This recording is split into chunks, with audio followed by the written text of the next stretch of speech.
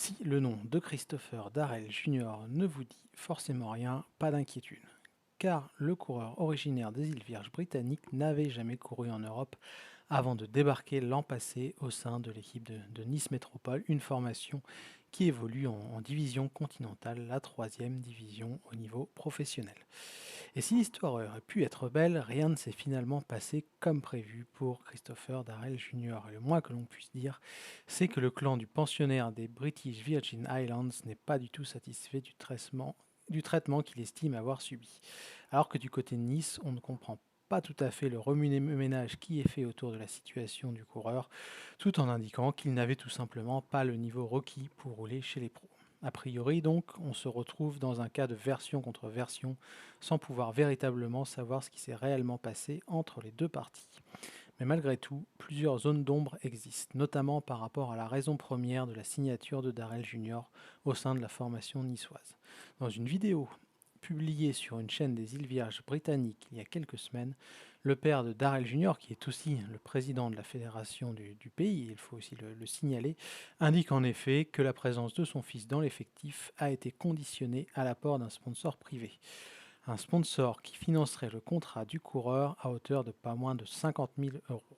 Une somme énorme pour un coureur de Continental payé au SMIC forcément, et certainement une belle plus-value pour le club niçois si le paiement a véritablement été effectué.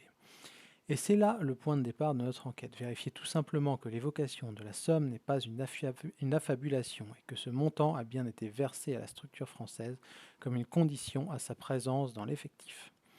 Cependant, en ce qui concerne ce premier point, nul besoin finalement de publier les documents nécessaires ou de faire référence à ce qui montre que le virement a bel et bien été effectué, puisque le club nous indique tout simplement par l'intermédiaire de son président que le montant versé par le partenaire couvrait à peine les dépenses engagées pour lui.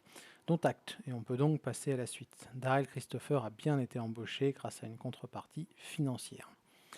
La suite, c'est tout d'abord un saut dans le temps. Avant de se focaliser sur l'année vécue par le coureur dans le sud de la France, et ce saut dans le temps nous amène le 23 novembre 2022, lorsque Christopher Darrell Senior, le président donc de la Fédération des îles Vierges britanniques, indique avoir reçu un courriel de la part de Jérôme Poulidori. Jérôme Poulidori qui est le manager de la structure niçoise. À l'intérieur de ce dernier, que nous avons pu consulter, une pièce jointe avec le contrat pour la saison 2023. Seul problème pour le président des BVI, comme on va appeler la Fédération des îles Vierges britanniques, ce dernier diffère de la version 2022, notamment au niveau de la somme qui a été demandée en termes de compensation. En effet, c'est désormais pas moins de 80 000 euros qui sont cette fois demandés par le manager via deux virements. Le premier est de 50 000 euros à la signature et le second d'un montant de 30 000 euros exigé dès le 31 janvier pour ajouter le coureur sur les listes de l'UCI. Beaucoup trop pour Darrell Christopher, et on le comprend car dans un document interne que nous avons pu consulter, on évoque un gain de pas moins de 40 000 euros sur ce contrat.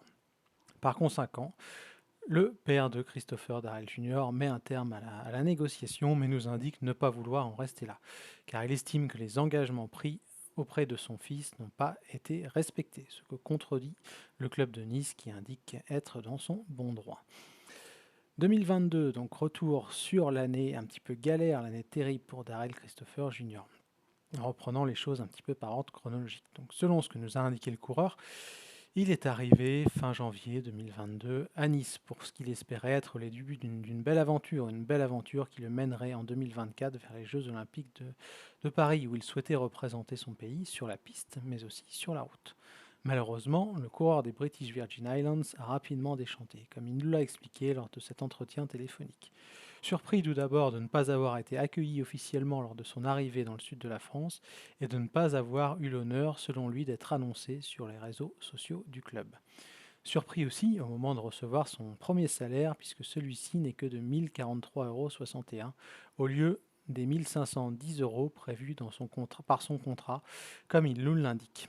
Inquiet, il contacte donc le manager de l'équipe par texto pour lui faire part de la différence de salaire. Et c'est la réponse de ce dernier que nous avons pu consulter. C'est dans la réponse de ce dernier que nous avons pu consulter qu'on remarque la trace d'un loyer pour le logement qu'il occupe en attendant de trouver son propre appartement. Seul problème pour Darrell, il indique ne pas être au courant qu'il a un loyer à payer en attendant d'être logé et encore moins être au courant que ce dernier sera ce loyer directement retiré de son salaire.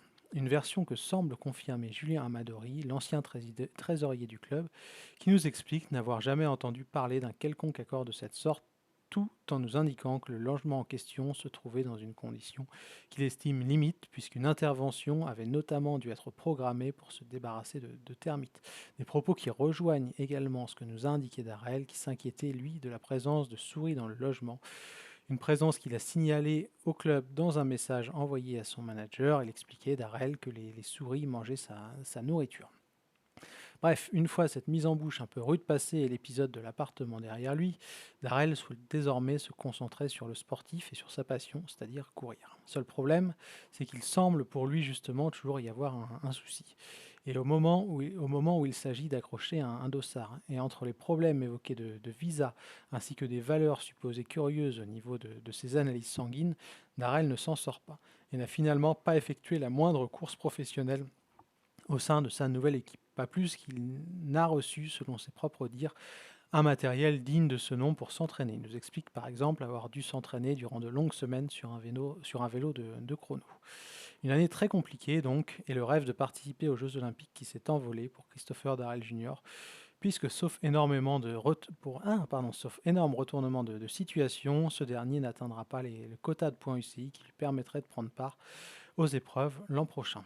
Attristé et quelque peu un peu apeuré, et c'est ça qui nous inquiète aussi un petit peu, c'est que bien Darrell nous explique que voilà, il devient un petit peu parano et il craint pour son intégrité physique parce qu'il a peur tout simplement qu'il lui arrive quelque chose.